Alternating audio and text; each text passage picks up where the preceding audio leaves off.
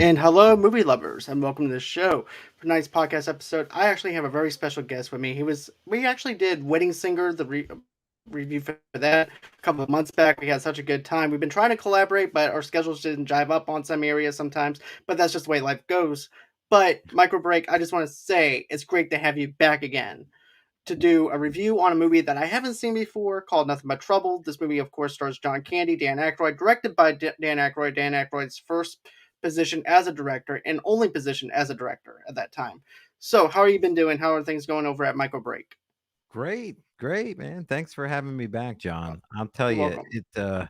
it's been busy, busy, busy, but I am so glad that I was able to break away. I was actually going to be watching this film right before you reached out to me, and then you said spooky comedy. I said, "Oh man, this would be perfect because almost nobody but me has seen it." And basically, that's actually true because this is my first time seeing this movie. I've seen just about everything in the filmography of John Candy, or at least I thought I did, but until I saw this movie, that is. but but I have to Yeah, say, I had fun with it. I definitely had a good time with it.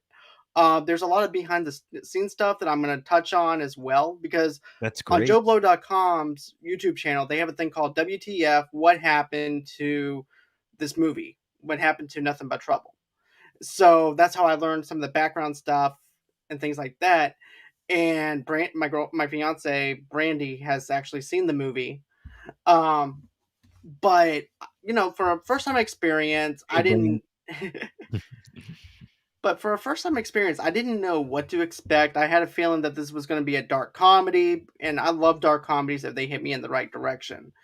And of course, this, like I said before, this also has Chevy Chase in it. It has Dan Aykroyd. It has John Candy. Demi Moore, after coming off of her It's Academy got Award. Tupac in it. Yes, it's got Tupac Shakur, which is actually one of my favorite rappers, and from the Digital Underground world at that time, which was actually popular within the 1991-90 setting Yeah, as well. And also too, Demi Moore was also coming off of her Academy Award as well for Ghost, and she decided to do something different. And yep, it's definitely something different. But yeah, yeah. It ain't no ghost, folks. no, It's ghostly, and yeah, but it was certainly nothing but trouble for them. I think it was exactly. appropriately titled because it was a train wreck for them. But honestly, as a fan of all of the actors and of course Dan Aykroyd as the producer, I have nothing bad to say about the film. Like I said, you can put those four folks in a film and all they're going to do is read from the yellow pages and I'd be like, yeah, 8 out of 10. Especially the way Demi read B through D. I mean, fantastic work. Some of her best. It's so it was kind of hard to fault the film, but I knew watching it, I'm like, what the hell am I watching right now? What Exactly. Demi Moore in a comedy and a white who wears white and just the whole thing. And plus, again, as a reminder, I am in New Jersey. And this film is wrapped around allegedly New Jersey. And I'm thinking, okay, this is really driving it home for me. Right, and it's actually a little bit far fetched because, like you said before, and before we started, this doesn't. We don't. You guys don't have no mine fields or anything like that. Any type of thing when it comes down to it, or anything like that. Even if you go up to upstate New Jersey or anything like that, you have pretty much like city rural areas, and there's nothing there. I mean, there's nothing We that's actually yeah, cohesive with it. we have alleged minefields in that, but they're nowhere near where this movie portrays them. They are on the way to Atlantic City indirectly, and they would be in one of either the I'm trying to think one of the military yards somewhere, one of the forts. I want to say Fort Lee could be one of the places where you might find mines or something. Nothing like this though. We have country and we have city and we have a little bit of everything. So it's more farmy here than anything. The turnpike perception in the film was pretty accurate. When they went off the turnpike, I felt like Hmm. they went hundreds and hundreds, thousands of miles, like to the middle of nowhere in the middle of the United States. It didn't look anything like anything I've ever seen in Jersey. Those people all in the very beginning just kind of sitting around looking at them like all these creepy people, which completely irrelevant to the film. It could have cut Right. it out, but I think they were just letting them know they're not in Kansas anymore, you know? Exactly. And I just want to say this. Starting out, Chevy Chase is this guy who happens to be a person who works for the bank, and he winds up Financial meeting. consultant, Yep, financial writer, yes, yep, yep, financial writer. right. And Banker. yeah. But No, then not a of course, banker or a financial writer. Yeah, banker. yep, financial publisher Chris Thorne, who's actually played by Chevy Maybe. Chase. He meets lawyer Diane That's Lingston right. and agrees to escort her to consult a client in Atlantic City. Yeah, Now, here's the thing that is so 90s if you think about it. They're in the elevator, and so happens to be he has a folder that's representing her ex-boyfriend who she wants to go ahead, or soon to be ex-boyfriend, because she wants to break up with him, and it so happens right. to be is connected into the Atlantic City area. And so basically she sees the folder in his hand. It goes, "Oh, you're representing my soon to be ex-boyfriend. Can I go on a hitch a ride with you so I can go ahead and break up with him?" Yeah, And in these people, person. right, in person, and they don't even know each other. This is like their first introduction to each other. I'm like, so you're asking a random stranger that you don't know to do this. So it's so 90s, also kind of 80s kind of style of writing that Dan Aykroyd has. So Yeah. it's kind of weird to see it from that aspect in the 90s, but it plays out in a way that's relatable in a sense because of the fact that there's I'm sure there's probably people that don't know anybody that will go on ahead and ask a total stranger if they can actually have a ride or not. I mean, I may not hear anything about it, but I'm sure that there might be a possibility. Nowadays, yeah, yeah, not so much. "Oh, excuse me, have you been vaccinated? Oh, Right. okay. Can you take me to Atlantic City?" It's like, Uh nope. even before the pandemic. Yeah, thank you, Brandy. I was gonna say, if Funky Comedina, that was Tone Loc. I don't think they were in the Yeah. film, but that would have been really cool. Uh, Yeah. but Digital Underground, yeah, for sure. Yep. Yeah, that's a bizarre and the theme for well, that song that they play, same song is if you watch the music video of that, John, you'll see scenes from Nothing But Trouble in it. And I spoke to 3 people in the office just today that said they have never seen the film, but they've seen the music video. 2 of them were big time rap fans, Mm. especially hip, old Oh, school rap. And they said, "Yeah, we always saw that car pull up in front of the creepy house. It's a hearse, and they get out, and yeah, if you're in your ambulance, there's a chance. If you're in a hearse, it's got to be worse." It's just such bizarre lines from that movie. Sorry, folks, I'll be quoting lines from that movie the entire time. So get and that's used to okay it. too, because And I'll I'll try probably to be doing keep this. them in the timeline so I don't jump ahead and give any spoilers till you get to that part, John. Right. But yeah, yeah. But So yeah, Digital Underground. That's what I was saying. That if you were to watch the video of the song, you would see snippets of the movie, which the song did better than the movie. yeah, a whole lot better. I think didn't their album like go platinum or something like that, or somewhere on. Yeah, I'm trying looking it up. I mean, they've because done I'm a sure that song was actually popular within the early '90s and stuff like that with the Digital Underground scene. Because I remember Digital Underground being very popular during that time, and of course, everybody was talking about that music video. I think during yeah, that time. I'm trying to think that what album that actually was on though by Mm. them, and this is not a review on Digital Underground, of course, but uh I can't remember what album you would think. This was 1991, so the album would have had to have been out or been released afterwards. Was this song actually on an album, or was this strictly it was actually in 2 movies. It was in the song that they did was in Nothing But Trouble, and it was in the movie Casper. I think later on, much later on, the movie Casper, Mm. which a Yeah. film but Casper the Friendly Ghost is actually animated, and but I don't know if this has actually made it onto an actual album. That Okay. that actual song.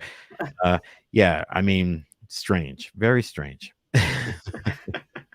But another thing that I have to say is the fact that they use a GPS in this movie to go on a different turn, because don't forget we actually meet 2 other people that's hitching a ride with them, That's right.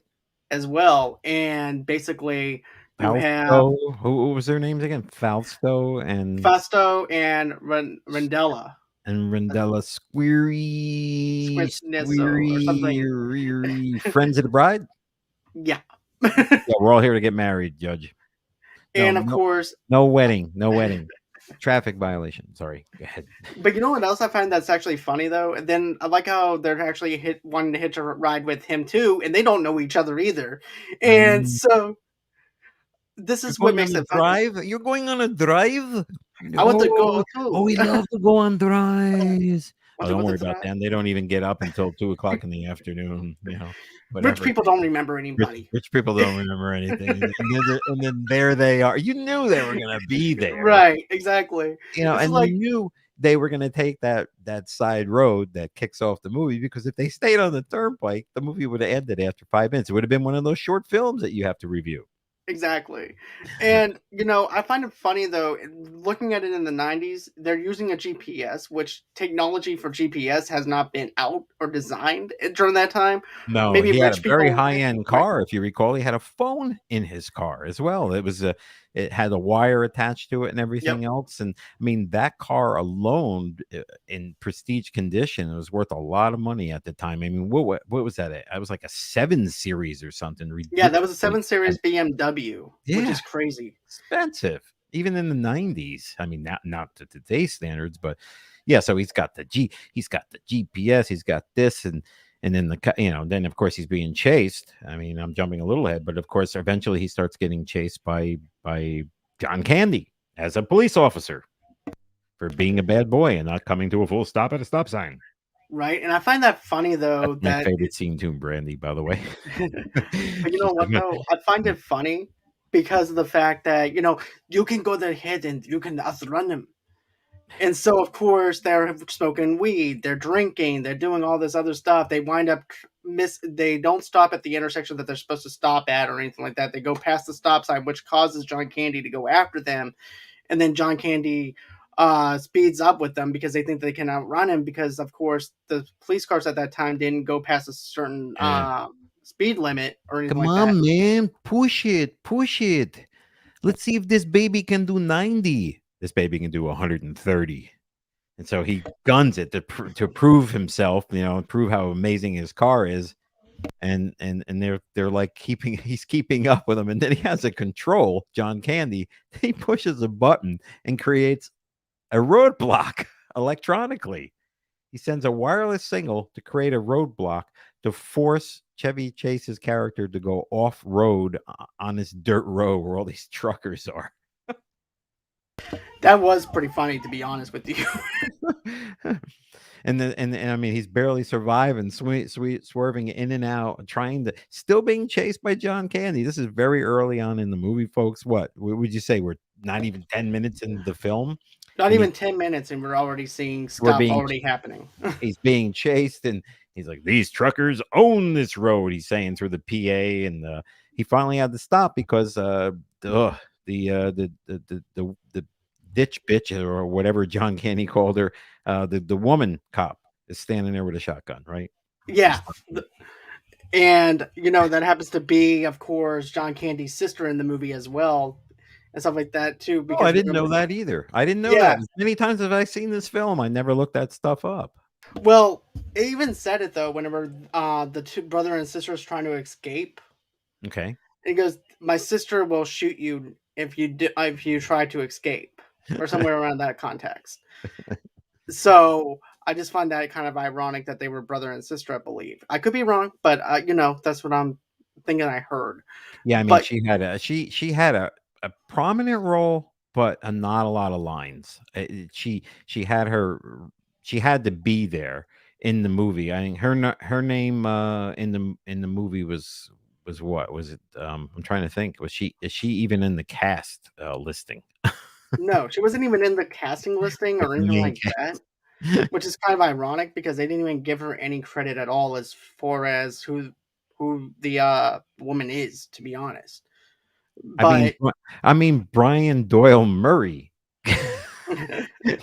got a casting listing, and his role was so tiny, and towards the complete end of the film, he gets cast, and this poor woman, I can't think of another film that this lady was in. I can't remember her name. Isn't that terrible? I can't remember it either, to be honest with you. Oh god. But then, of course, they wind up pulling him over. He winds up, and of course, Chevy Chase is trying to bribe him with money. Yeah, And so, that was a bad idea. Is there anything we can do to maybe make this go away? Sir, please step back. I am sorry. As I said, you will need to follow me or something along those lines. Follow me to the Shire Reeve. I mean, it was so bizarre.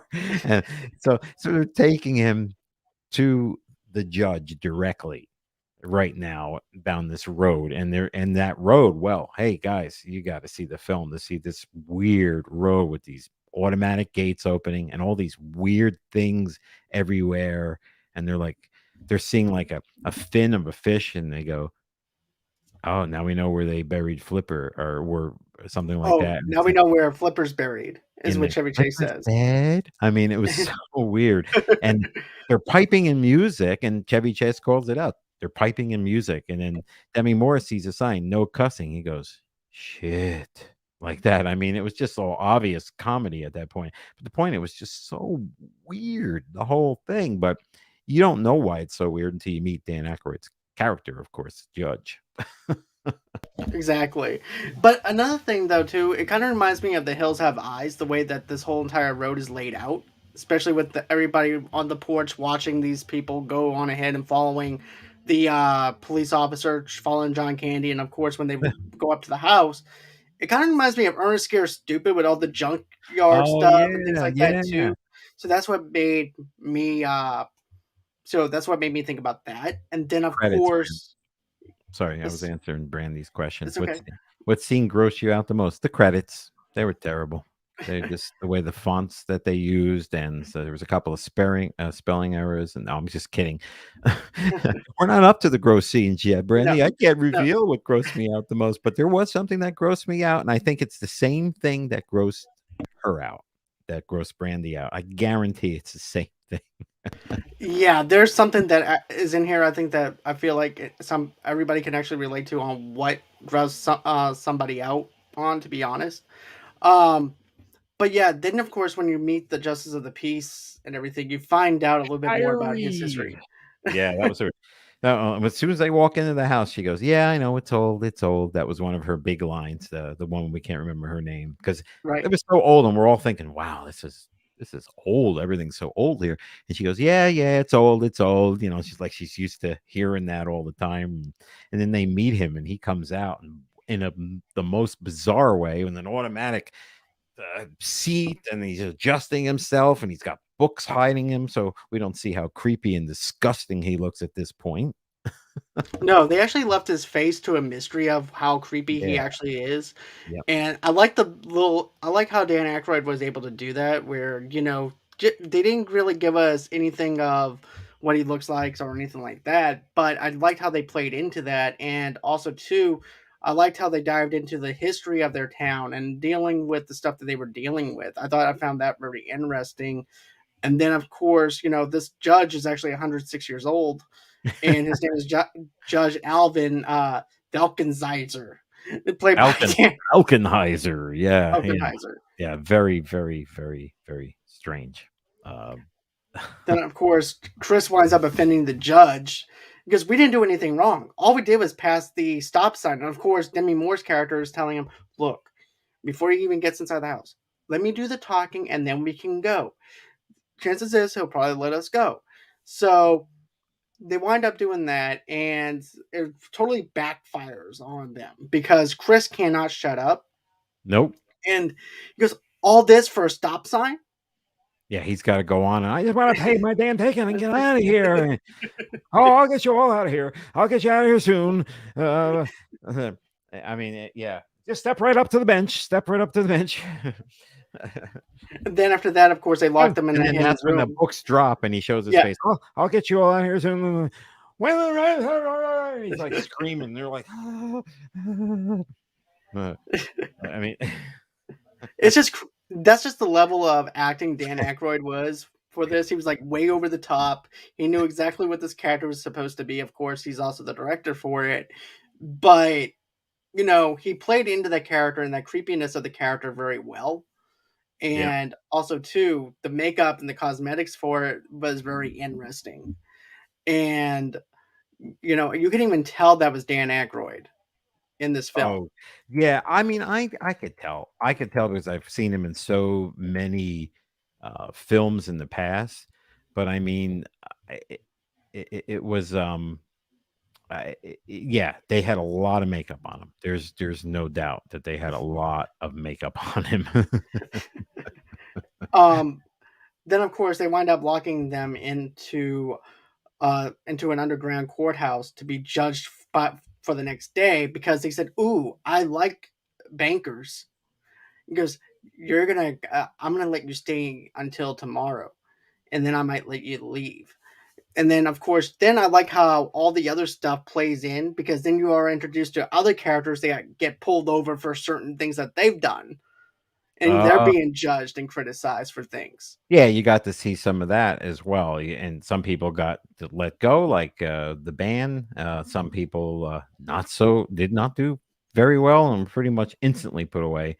But like he says in the movie, I never let a banker go. Something like that. So yeah, he didn't want to hear it and he drops him into that weird room filled with squeaky toys. Squeaky Toys, which is also kind of like a throwback to Little Monsters with Fred Savage. Oh my gosh. Yeah, So I'm looking at I'm a little distracted, but I'm not. I'm trying to find where we are in the film in the script. So I'm looking at the script. It's just he's like, "Well, let me look at this passports. I will have you know that my brother Fausto." So they're trying to get out, enjoy diplomacy, immunity in this country, and Fausto and Ronaldo squeary, and he's trying to get their names right. Friends of the bride, yeah, that's right. We all want to get married. Just so I mean, Chevy Chase's character was being nasty from the beginning. He was making it even worse for himself, and and then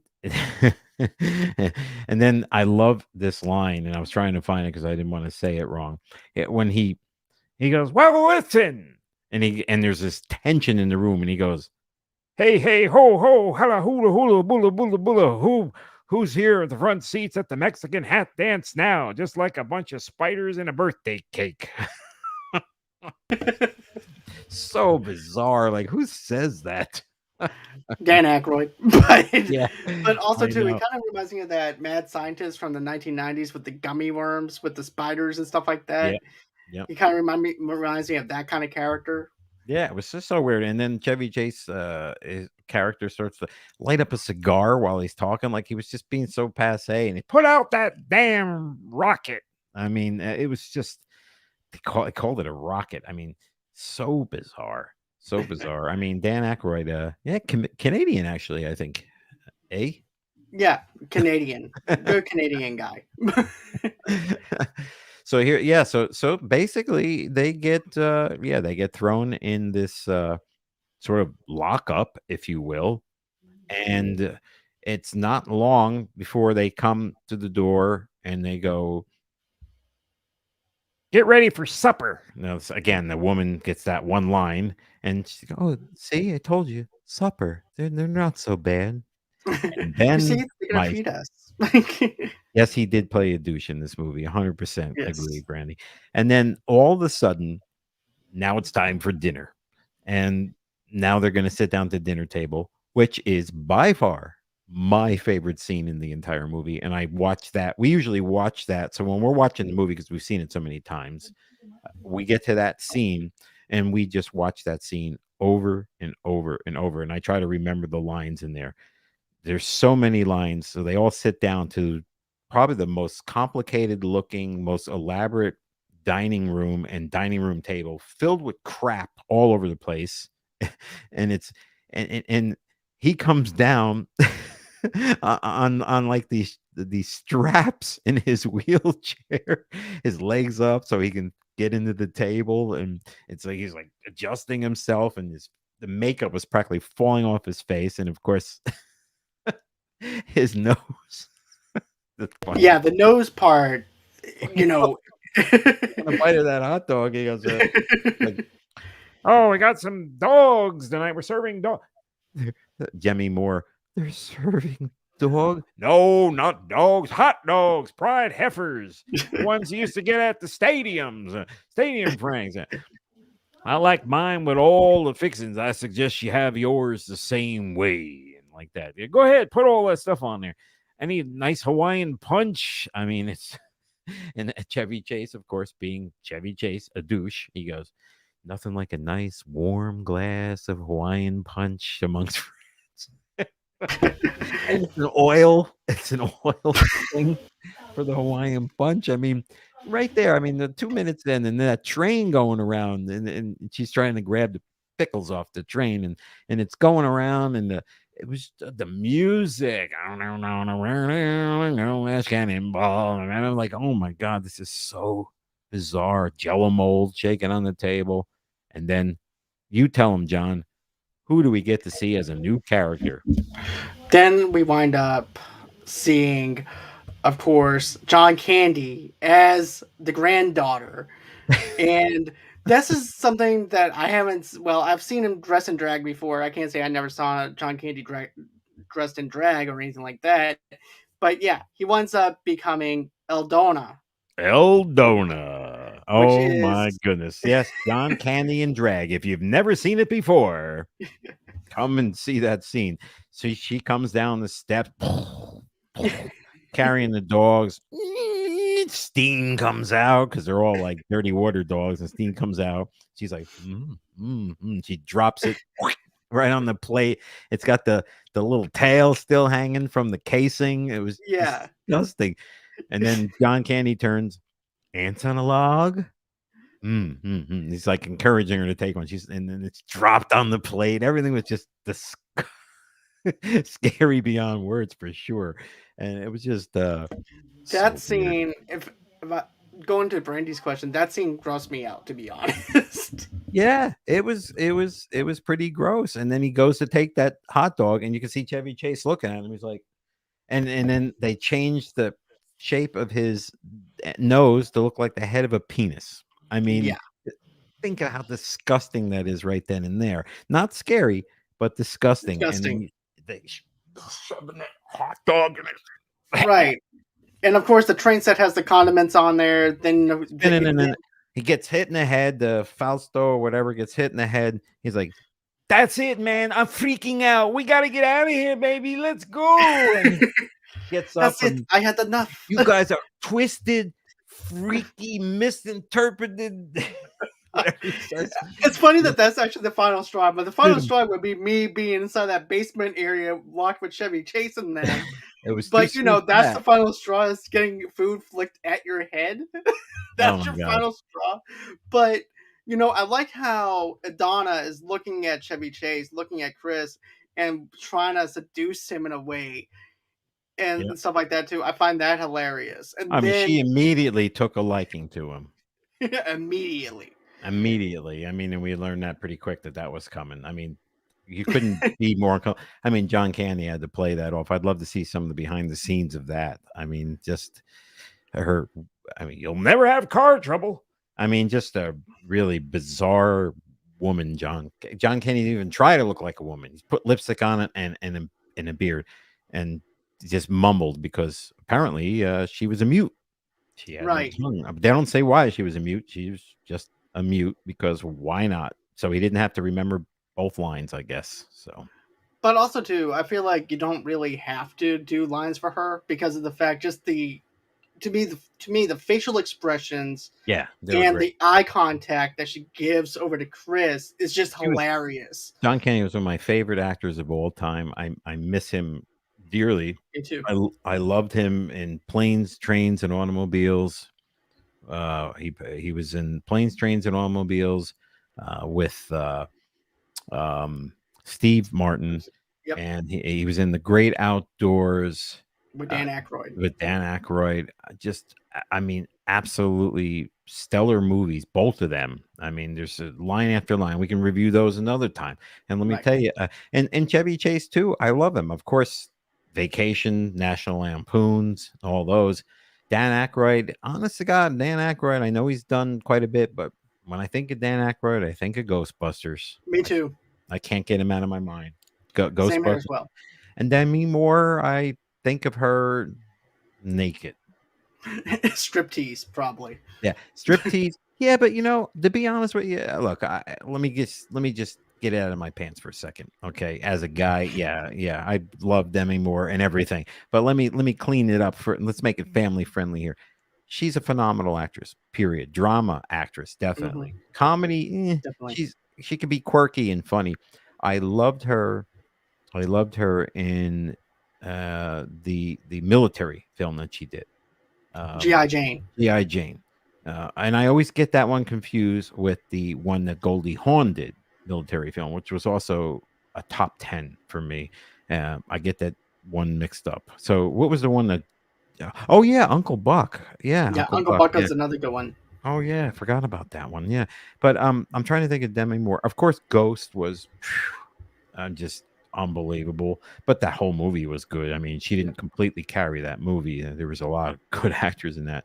Um, uh, the list goes on. There's so many more. But for her to do this, it was like maybe she was near the studio when they were filming. They said, "Well, we need a female role." Demi, are you busy? I mean, because it just seems so far out of her acting realm. She pulled it off, but it was just you could have almost put anybody there. I'm glad they used her. But what do you think? Yeah, I'm glad they actually used Demi. I feel like with this one, they knew who to get for this kind of role. And also, too, I think that Demi, when it comes down to her roles and stuff like that, she's very selective of what she does.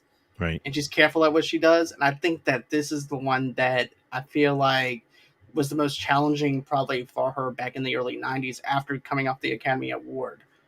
To be honest, Yeah. Well, that's a good point. I mean, she was already on a high, so this was like a little side change for her, whatever she got paid. But I remember wondering why they called the movie Nothing But Trouble because it went through a variety of name changes until it became Nothing But Trouble. But you would think, okay, it's nothing but trouble. He opens, he speeds, he goes through a stop sign, he opens his big mouth in front of this psycho judge at this creepy place in this creepy town. I mean, it's basically nothing but trouble from start to finish. He's a banker. He's in deep trouble here, and but in the film, Chevy Chase was nothing but trouble to Demi Moore because of an attraction that she had to him. Because she started to get intimate with him a little bit and she started to get a little kissy with him and stuff and then she pushes him away and the only time you ever hear the name of the film mentioned in the film was from Demi Moore when she goes, "Oh, you're nothing but trouble," and she walks away and crawls onto that bed. that's right. That's actually true. The Now only that you time. mention it, yep. Yeah, the only time it was like weird and it's like there's the title. You don't always hear the name of the title in the movies that you watch, but yeah, that was oh gigantic babies. Yeah, the babies are, I have to say, are the thing that stood out to me the most, though, too, that are kind of disgusting as well, because well, Dan Aykroyd's also that character though too. He also played the gigantic babies in this one. That's right. That's right. Yeah. So I mean, so yeah, so the Spanish couple broke away.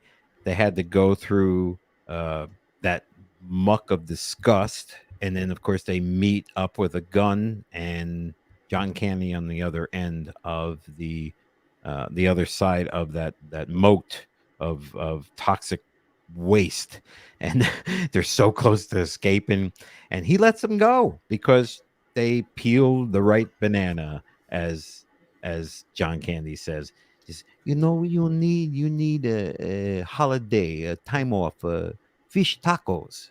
You peeled the right banana there. Go before my sister or my Well, cousin the ditch witch comes and whatever, and they get away. yeah, They get on a train. They get away. Come on, baby, and they go. And that was a bizarre couple, by the way. It could have been husband and wife. Why did they make them brother and sister? Because No, of the they're very end of the film, probably because they needed that scene at the end of the film. Why weren't they husband and wife? Why did they? okay. So Creepy. let me Help me correct out. myself real quick. It's actually his trigger happy cousin, Miss Prada, is the name. Okay. Is her name? Oh, she's Miss Prada. Yeah. Okay. So Okay. so yeah, that's her. It I did got the switch. right. Thank you for helping out with that because Welcome. she because that was driving me crazy and I was gonna have to start looking her up. But But yeah, it's Miss yeah, Prada, which Miss I Prada. find hilarious, to be honest with you. Very very strange. Very strange. Just give her a name, any name, pick one. So Prada.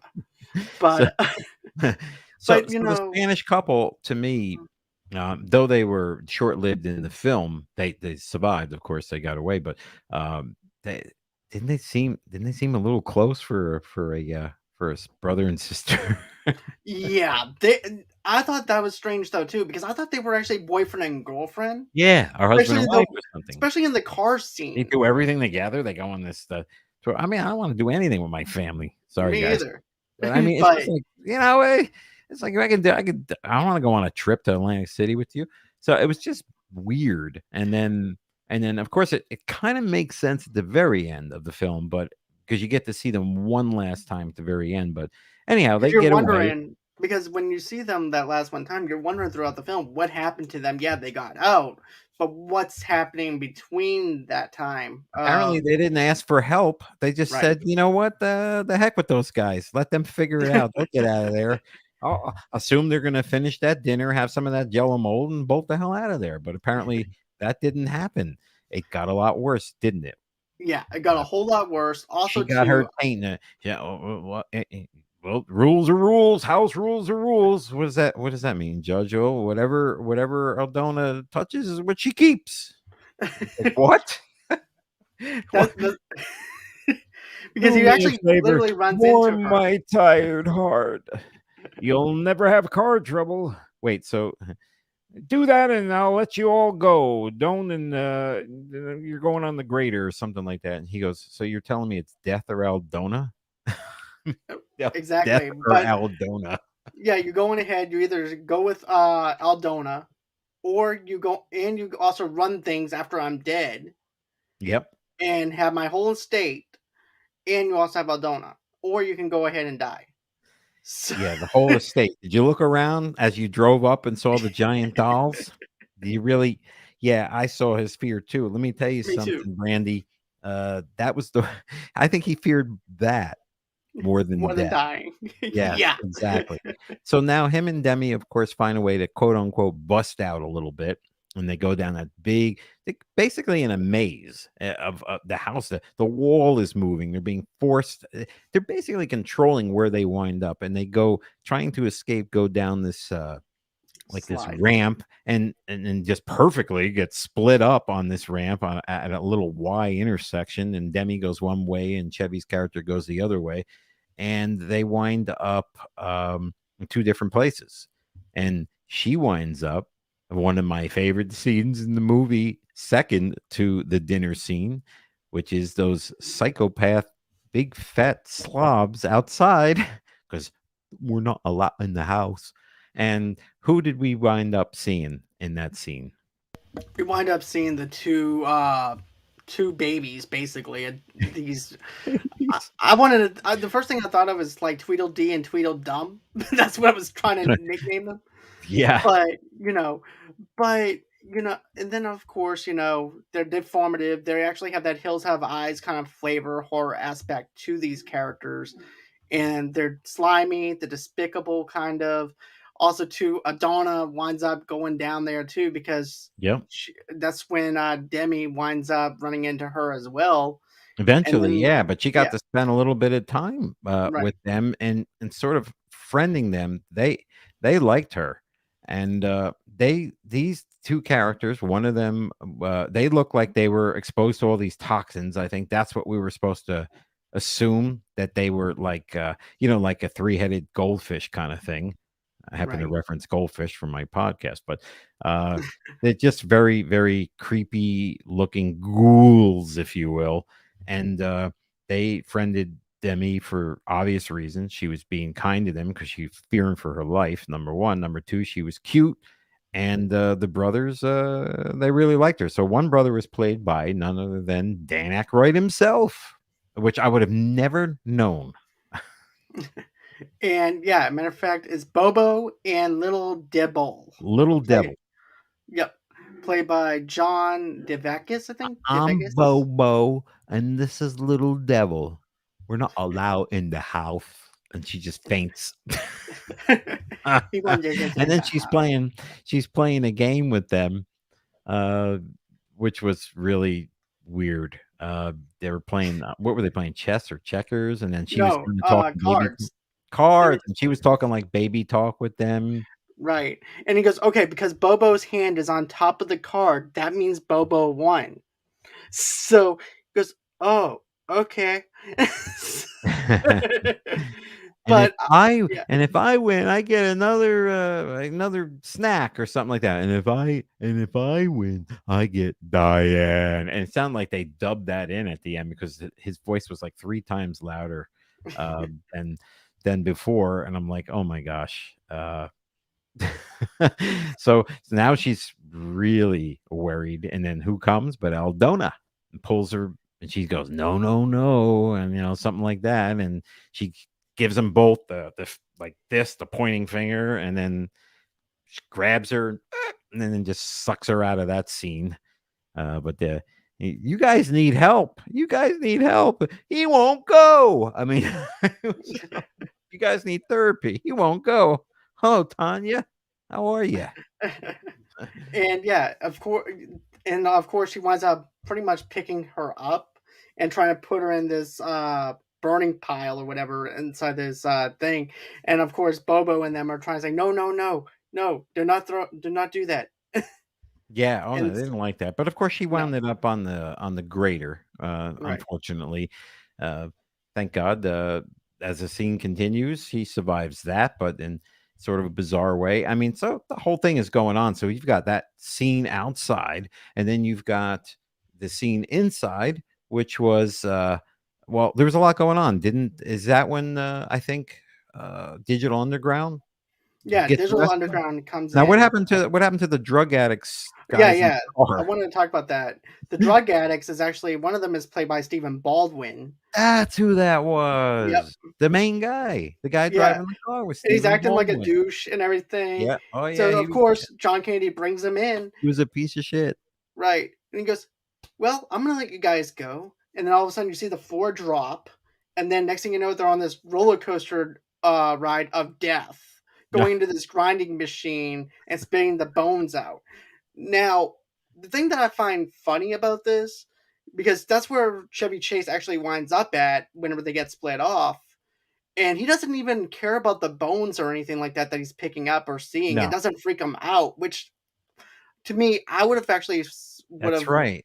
That's right. He saw him in his bed and all this and has that little shuffle, and then they open up that hole. I mean, so much happens so fast. So the right, movie, I will say, there's never really a low in this film for such a weird film.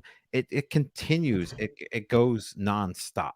And that's the one thing I like about it. So you've got stuff going on inside, outside, and I know he winds up in the bones from the Bone Crusher, or isn't that what was it called? Bone Crusher? Oh, are you intentionally muted? hold on one second. Yeah, Okay, no problem. Okay, I wasn't sure. sorry about that. But yeah, Our host John ordered pizza during the and had to pay the pizza guy. I mean, people do it. They pay. right, exactly, all the People get time. hungry. I'm making it up, but Brandy's saying yes. That's pretty hysterical. Uh, and Tanya's like, I don't know who these people are. Right, Who are these exactly. people? But it's very fast paced. It's also quick, and a lot, like you said, happens. And then, of course, with whenever he's watching the old man and everything get ready for bed and things like that, I just find it. And then, of course, I forgot to mention this though too before they actually get split up. Chevy Chase and them find the ID cards from different states and things like that Oh, right, right. with people They realize that disappearing. he's not the first one that's in trouble. I mean, there's all kinds of bad people on there. Bankers, bankers, bankers. Remember now, this is set in New Jersey. So who's up on that board? Jimmy Hoffa. Yep. You see Jimmy Hoffa. Now you want to assume that Jimmy Hoffa met his demise by the judge in the Bone Crusher in the film. Bone Exa- Crusher. Yeah, who's performing the song Bone Crusher for that contraption? Now that is a trivia question to win $1,000,000 on because I have no clue. But I bet you John did some research, didn't you, John? for I'm that fucking putting him one, on the spot. for that one, I do it's a that. damn Yankees. That's who it was, eh? So And was it's that in called the Bone credits? Stripper. Yep, Bone Stripper by Bone the damn Yankees. Stripper. Bone Stripper. Brandy, we were wrong. It was Bone Stripper. Bone Stripper. Is that a legitimate full length song? I don't have a clue. All I know is that was actually used in the film, and yeah, it was called Bone Stripper, which I thought that it was actually called Bone Crusher, but I thought I so. went on ahead and rewinded it and everything, and it slowed it down a little bit, and it said Bone. Matter of fact, Bone Stripper, which makes sense because they're stripping them down to their bones. Going down, Bone Stripper. You don't know what you got till you turn to bleh. That's what it says. I think that's a typo. Going down, Bone Stripper. It's songs by Damn Yankees. Yeah, yeah. Lyrics by Tommy Shaw, Jack Blakes, and Ted Nugent. Yeah, I see. I didn't even know that. See, that's music trivia. Now that'd be on my show. That'd be an artist spotlight. What I would like what's to see that. what's up with these damn Yankees? Yeah, as you know, on my show, I tend to pick obscure people, like people that have written songs that are like number one blockbuster songs, and then you find out that this guy got no credit at all. You don't even know who he is, and he even had a nickname, the Invisible Man. That's the kind of shit that I do on my show sometimes. Um, Oh, But it's been 15 years since you watched it. Oh, it's been 15 days since I no, I actually just watched this film. Like I was telling you, I was watching it again, and we watch it at least once to twice a year on average. Probably since it's come out. I don't know why, but it's on my short list of films that I watch over and over, and this is one of them. and this is my first time. I'm sure that I'm going to go back and revisit it again. But You're gonna pick up on different stuff each time. I mean, there's so many lines. There's lines in this film that I use in my regular life all the time. Like if somebody like tosses something to me at the office or something, a piece of paper. Sometimes I ask for post-it notes. They're like, "Oh, dude, you need post-it notes?" And they'll throw them, and I'll go like that. I'll go muskrat because at one point Chevy Chase throws the muskrat at Dan Aykroyd's character to try to startle him because he's trying to fight his way out and he gets his foot in the bedpan and they're fighting. It was disgusting in that film. my favorite line would have to be whenever they're trying to use use the roller coaster ride again on Chevy Chase and everything. And my favorite line is, oh Lord, help me, Lord, Oh Lord, yeah. help me, Lord." And then finally, He he survives. He breaks goes, the, yeah, "Thank you, Lord," thank you, Lord, and walks off. and walks off because he survived. Yeah, that was great. But I mean, what's the chances of that? Of course, it's a movie. Right, He's the star. They're not going to kill him kill Dan Aykroyd directly in front of us. I mean, not or Dan Chevy Aykroyd, Chase. John Chevy Chase. I got them all messed up.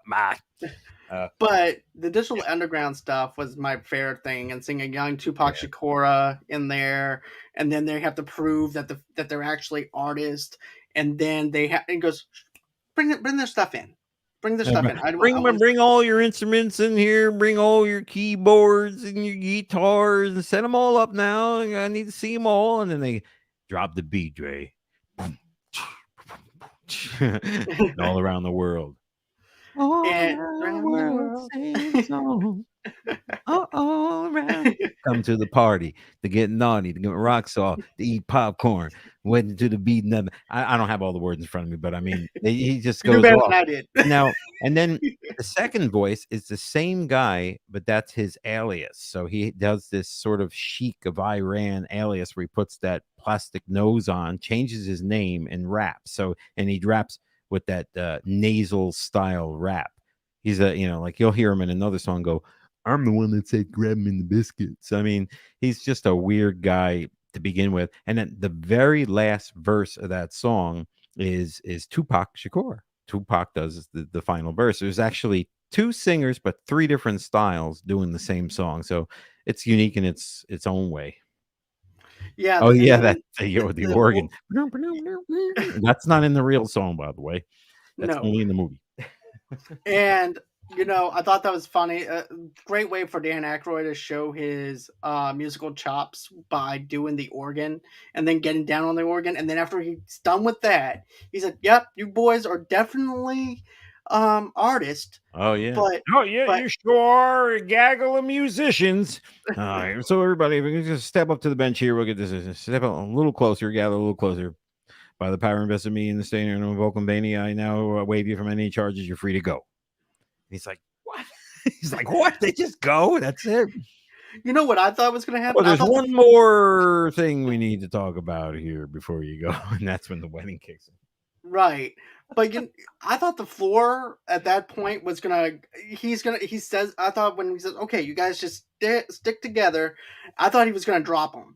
There's no lie. I thought that he was actually gonna drop him when I heard Well, that. because he gathered them all together, Yeah, yeah, that would have been weird, but no, they even stayed to play tie the knot, tie the knot, tie the knot.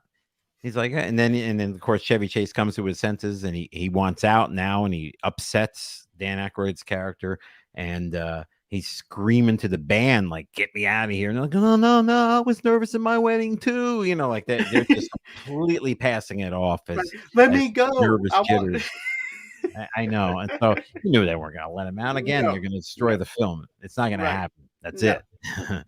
So yeah, that was it. I mean, so everybody is kind of like in this position, and as we get towards the end of the movie, the whole thing's coming to a head, and I think so Chevy Chase pulls off this huge explosion to save Demi Moore's character from the guillotine, from the grater, from being chopped up. And Dan Aykroyd is encouraging his character is encouraging Chevy Chase's character to give up, to come in and surrender himself and replace himself on the guillotine, on the chopper, to save Demi Moore's character. And of course, things took a little bit different turn because he decided he was going to create a diversion slash huge explosion. And he winds up taking the gas and everything, lighting it, and then of course that's what caused the explosion. He rushes over to Demi Moore, then he tries on, untie her and everything, and of course we see the blades up there too, because of course they're going to drop the blades on her to kill her. Drop the So blades, and then she, it's and they just, of course, just just a make nick it of time. just in the neck. Of course, would hate to chop. I hate to chop up a pretty little girl. What does he say? A pretty little something like you, but I'll do it unless your boyfriend comes back here and places himself in place of you. And I mean, he's like going on and on about it. And but they get away. They escape. They do it. You think the movie's over, but it's not. But No, it's getting there. it's getting close to it being wrapped up, They but get away in the car. yeah. He's there's a oh, you gotta have like the magic touch or something. And she goes, "No seatbelt." And he goes, "No roof." because the It's whole all car stripped is down. being stripped down by Eldona. So he's driving out on this car that's basically four wheels and a frame, no doors, no roof, and they get away. And of course they go to the police to report it because I'm thinking you're not going to just let this Well, slide, are you guys? well, here's the thing. They also got stopped first by John Candy's cousin. Oh yeah, Remember? And so they actually have to hop on a train that's to, right. They're the ones that had to jump on the train right, as and it get was away. moving. And Yeah. she's shooting at the train, the tanker train. I was thinking that too. And she was shooting at that train. What was in that? Was it water or gasoline? But obviously I the was thinking it bullets was ricocheted. gas. Yeah, I thought it was going to explode, and Me too. they ricocheted. Every time I watch it, I think did it ricochet or is she just a terrible shot? So they got away and they went to the police. And what happened then, John? Well, they go over to the police, and of course, they actually have a drawing of everything that they've seen: the bone stripper, the roller coaster. They had a diagram of that. They draw up everything. This contraption. Oh The police yeah, wind up believing their story and things like all the that. stuff, and it Even was though, so elaborate. So elaborate. It And then was, and I was like, would the police officer actually believe me if I told this story and had these drawings like this? But it looks like scribble like, well, scrabble the way they drew it. we're gonna have to bring him in so you can point him out. I don't know. I don't know, officer. I mean, I I saw the could pretty guy much ID him. remove his nose and leg and start cooing like Bing Crosby. I'm pretty sure I can pick him out in a lineup. So they go First back to the scene. house. It was so bizarre. So, who do we see at the police station for the first time? Who is actually in the credits? But Brian Doyle Murray, Bill Murray's brother, who always Yep, gets tiny little scenes. He's in just about every movie out there. He's worse than Kevin Bacon. So there he is, and he's got this tiny little scene. But it wasn't even him; it was the main guy, the chief, who had the starring role as the police officer that led the troops and all these guns and cars back to Vulcanvania's to that mansion, that piece of right. crap building. And you know Yeah. what though? I thought that they were gonna. I thought for sure that being the judge that he is, I was thinking that he was gonna have some type of trap door to where they fall through the or something like that through the front door. Oh yeah, yeah. And With all those contraptions, you would think that you would have something there. That's actually I'm gonna make a note of that, John. It's something I want to add to my Ring alarm system. This Ring, they do cameras, sensors, and there's the trap door. new Ring trap door. I love it. Oh, wait a second. Dig a 12-foot ditch. Nah, forget it. Anyhow, Right. back to the story. So so yeah, But so they all show up and they ring the bell, and he answers. The judge answers like he's playing dumb, like he's senile, like he has no idea. Why are you disturbing an old man at this hour? And she's like, "Don't you con us? We know you're the jig is up. What happens then?" then he looks around and goes, "You're gonna stir up a hornet's nest." Yes, And you start up look again. this, and he tells them to turn around, and they go all at once in full surround sound. Hi, Judge. You can't go too far to find my friends. And then all of a sudden, of course, perfectly timed for the ending of the movie, sort of an earthquake, a tremor starts to shake the house, and it's the coal mines. They're gonna blow the coal mines. Run for your lives, he says. And sure as shit, everybody starts to run for their life, and they're trying to get away, and things are blowing up, and you see the ditch witch, the cousin, whoop, right down a pipe. Well, she actually was in an outhouse taking a poop. She was doing number two in an outhouse, reading the newspaper when it hit, and she just looks up and it goes right down into the ground. She's gone. She's gone. But I guess John Candy, we didn't get to see what happened with him at this point, and we didn't see what happened to the judge or Aldona or anybody. No. But basically, they completely got away and stayed together as a couple and wound up at an apartment in New York City. And then that's when the news report comes on the TV while she takes a shower, and it happens to be the judge. That's Yes. that. Now here's where it gets a little weird for me. Believe it or not, practically at the very end of the movie, I think we've got 2 minutes of screen time left. Demi Moore has on a bathrobe, and she's going to go take a shower. I'm thinking, okay, they're going to cut this out, but damn it, I wish they would leave it in. But anyhow, so she's going to take a shower in this film. She gives him a little peck, and she goes to take the shower. And then the final scene of the movie happens. Why did they exclude her from that drama on the final scene, do you think? I wonder if it just has to do with characterization for Chevy Chase to have that one scene because that character went through some Because he was dramatic the big stuff. shot in the movie and the final Yeah, role, and it was really because about him being the banger and blah blah blah. I think so. Because don't forget, Chevy Chase at that time was also worried about other people stealing his thunder, and Oh was yeah, also hard to work with on the sets that he that's worked right. with. That's right. That's So I wouldn't be surprised if he excluded her from it. Yeah. Wow. So yeah, so they basically had her duck out, and that was it. And then he sees the ad on the television, and it's a news report, and they're at the site where the fires were burning and the explosions happened, and the news reporters swing. We see one of the villagers rummaging through the garbage now. Sir, can you please tell us what are you going to do now that everything is gone, or something along those lines? And who it is but the judge. He turns around. Oh, we're going to move to my son-in-law's house in New York City. We're all going to go live with him. And he goes, no, you're not. That was the last line of the movie.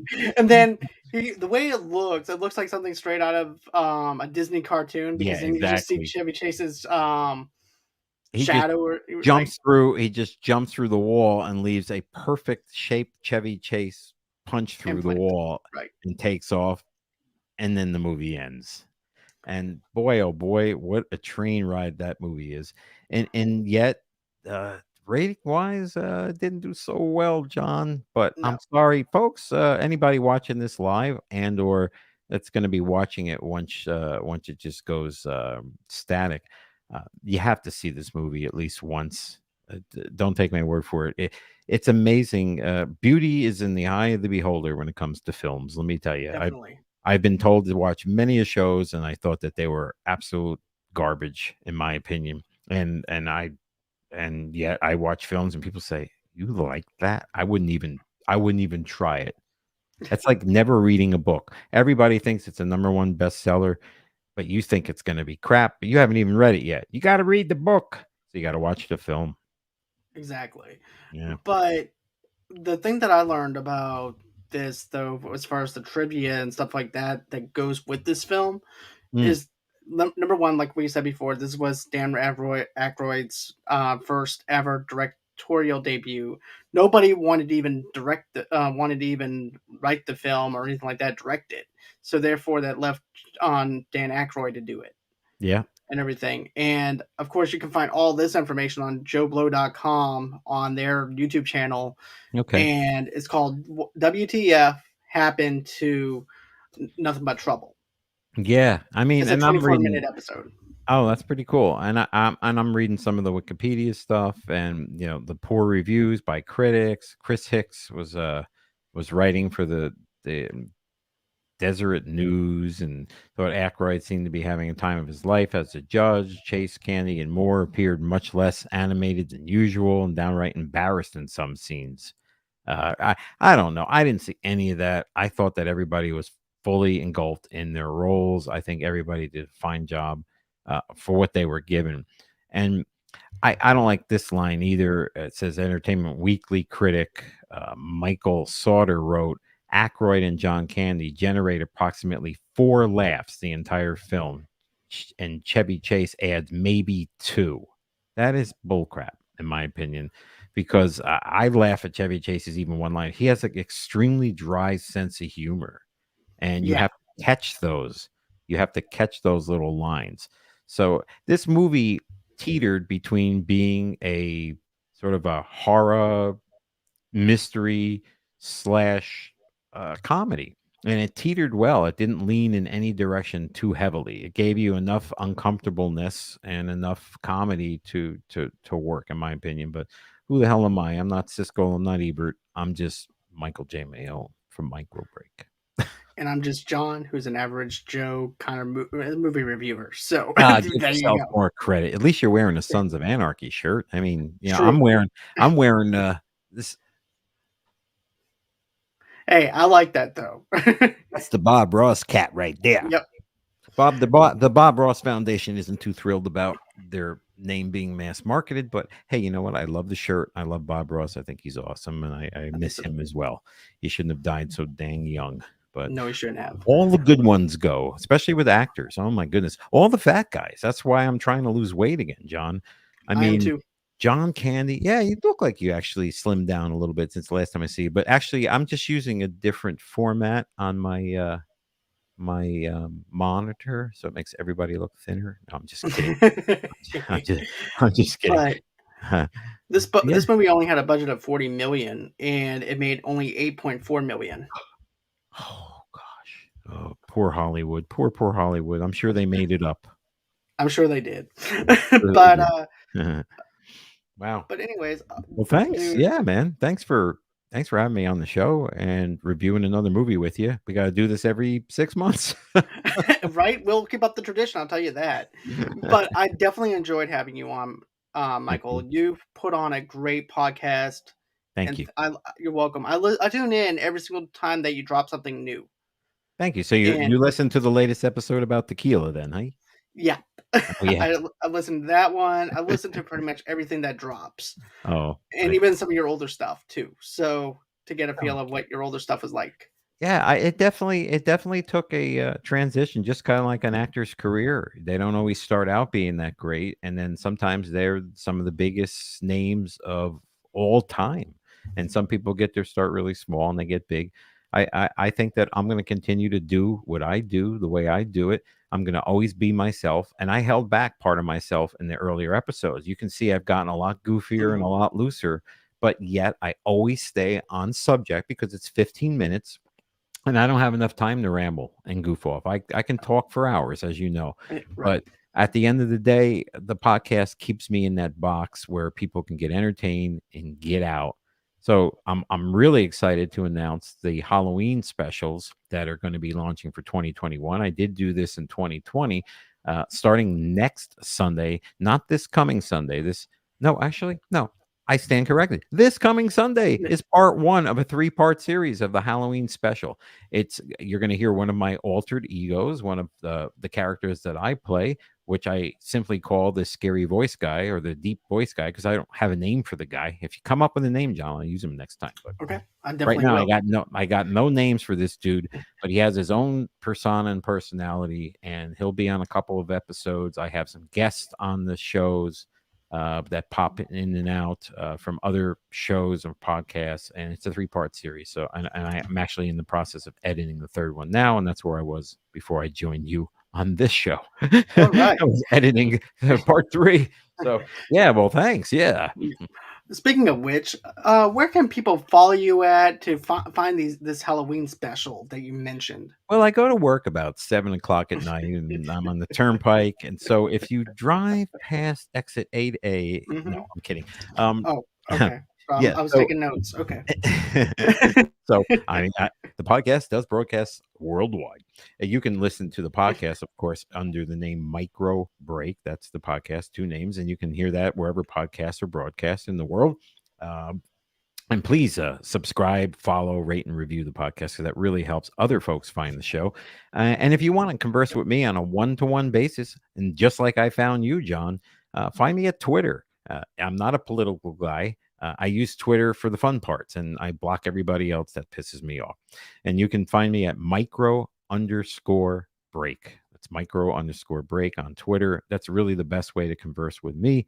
And if you'd like to be a guest on the show, if you have a special talent or gift, if you're an artisan in your craft at something else like that, and you'd like to be a guest on my show, I'd be happy to interview you, send you a little form, and maybe you'll be a guest on a future show. I'm pretty easygoing with that kind of stuff. Unless you're a weirdo, then I'll just block you. All right. So, guys, before I wrap up, I actually have a new sponsor that I'm going to be introducing on Monday Oh, and cool. everything. So, this is a little teaser. I'm doing an unboxing tomorrow of this sponsor, and then Monday is actually going to be the full sponsorship. So, what is it? You guys are just going to go on ahead and ask me later on. But Oh, still, tune in tomorrow because I'm going to be unboxing it, doing a special unbox of the sponsorship. I'm proud to have this sponsorship. I've been working so hard. what? I'm sorry, I'm listening. It's okay. But no, I've been working so hard on the sponsorship and I'm just glad to be able to do it. Um Who but put yeah, the pin in the party hog now? no. But of course, guys, you guys can go on ahead, get an audio only podcast episode of where you guys get your major podcasts from. Of course, go on ahead, follow me underneath Movie Lovers TV Lovers Night on Facebook and underneath the same brand name on Pinterest and on Instagram as well. Then another thing you can guys can do is this. I actually teamed up with Two Blur Girls podcast, and we're actually doing a charity event with Cincy, and it's gonna be all the proceeds go over to St Jude's Children's Hospital. So you guys can go on ahead, get a Sensi. All proceeds go over to the Children's Hospital, and it goes to a great cause. Of course, if you guys want to, you guys don't have to. A simple share, smashing that subscribe button, also smashing that little bell in the bottom right hand corner to allow you guys to know when something is happening over here at Movie Lovers Unite is good enough for us. But if you choose to do so, if you choose to want to donate $5 to $10 to us, all you have to do is go to GoFundMe.com/Movie Lovers Podcast, and that's how you can donate $5 to $10 over there. Then, of course, guys, if you go on ahead and go to Good Pods. Good Pods is a great place for people that love Oh, if you yeah, I've been hearing a lot about good yeah, pods lately. You gotta help me with that, John, because 'cause I'm I not good will. on there, and they wanna feature me, and I'm like, "I don't know how you feature me. I don't know what you Well, want." I'm here to tell you how the app actually runs. Oh, cool. So, Yeah, okay, so the easy play button, it's very smooth for you to be able to enjoy podcasts. You can also share your podcast on this. It's like social media for podcasters or people that love podcasts okay. and stuff. So basically, you can share your episode. They can rate individual episodes, write what they think about that episode and everything. And we can actually interact with you and have a conversation with you at the same time. So Good Pods is definitely a great place. And also, too, if you rate us on there, it helps us with the rankings for the next day to find us wherever we are actually ranked at different genres as well. Cool. So I love Good Pods. Good Pods is so much better than some of the other podcast apps and things like that that I found. So check that out. And of course, guys, tomorrow I'm going to be interviewing somebody for their short film called The Criminals, which Frenchie and I reviewed a couple last month. And he comes from all the way from Turkey. So I'm going to be interviewing him Wow. tomorrow. And so stay tuned for that. And then Monday, I'm doing 2 episodes in one night. I'm doing one episode where I'm interviewing another person for their short film, and that's going to be wrapping up the Holly Short Films Festival stuff. And what we're going to do is an interview with Punch Drunk, the director and actor of Punch Drunk and their team. Me and Beth are going to be interviewing them. And then A Town Reviews, which is Alex, is going to be joining me for Trick or Treat, the horror film.